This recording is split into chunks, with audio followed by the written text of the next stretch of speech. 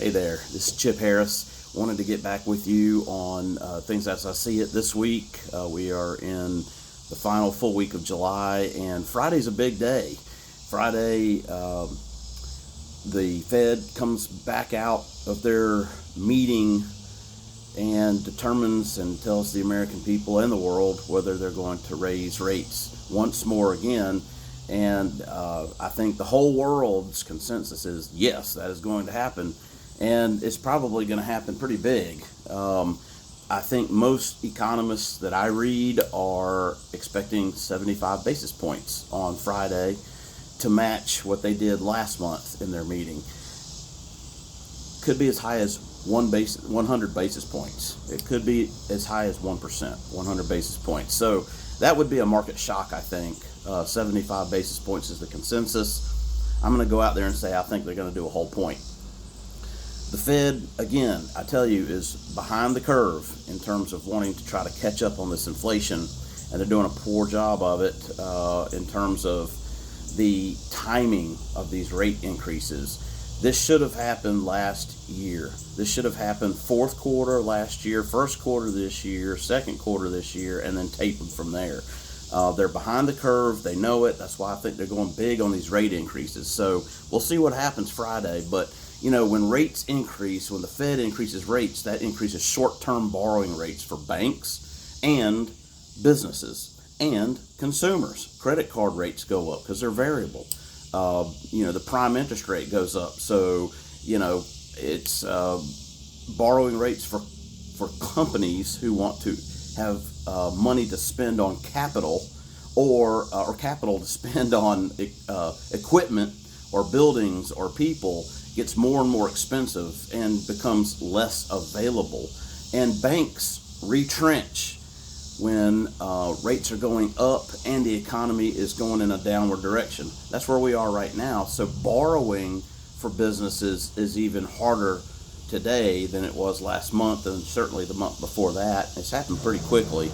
So if you're a small business owner or someone who invests in residential real estate and refinances with commercial banks, typically that's going to start being very difficult to do. Banks are going to really get tight around that, in my opinion. And so keep that heat. For home buyers, home sellers, right now the market is a really strange market.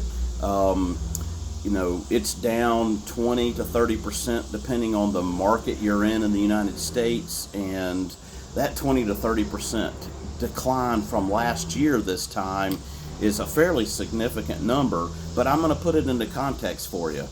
The context is it really only drops us down to 2019 type home sales figures. And so we're not dropping off a cliff from a home sales perspective, but it just feels like it. It feels like it because the last year and a half have been so hyper in terms of crazy home sales, multiple offers and bidding up properties that, now getting back to a more normalized sales market feels like it's the end of the world. Well, it's not. It's not.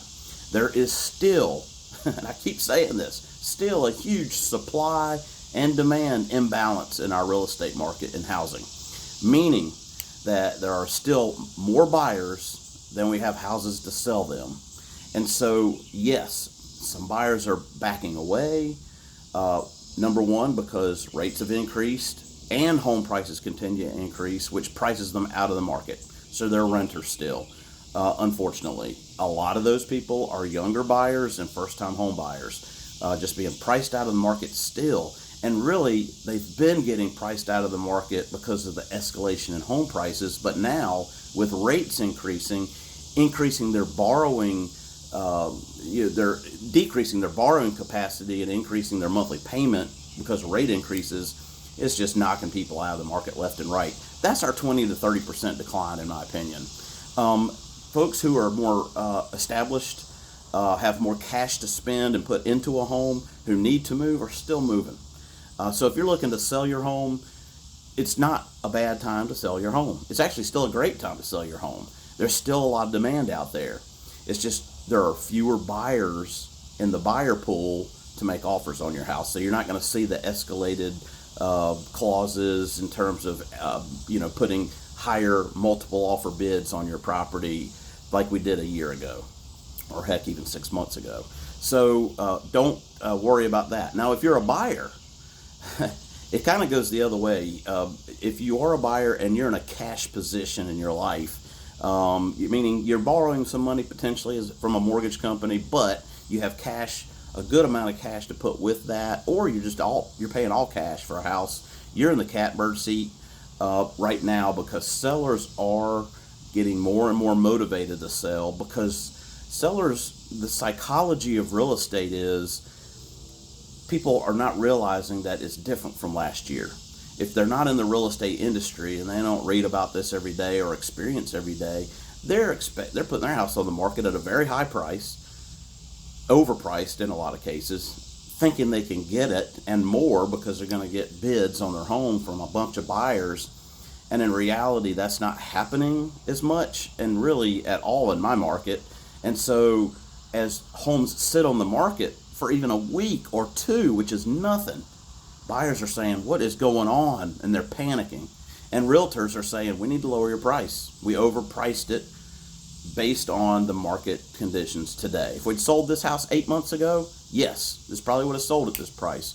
But we need to lower the price back to reality, not lower price to be in the distress situation, but we need to lower the price to the actual value of the property today, and we can sell this house. And so that's what's happening. You're seeing record numbers of home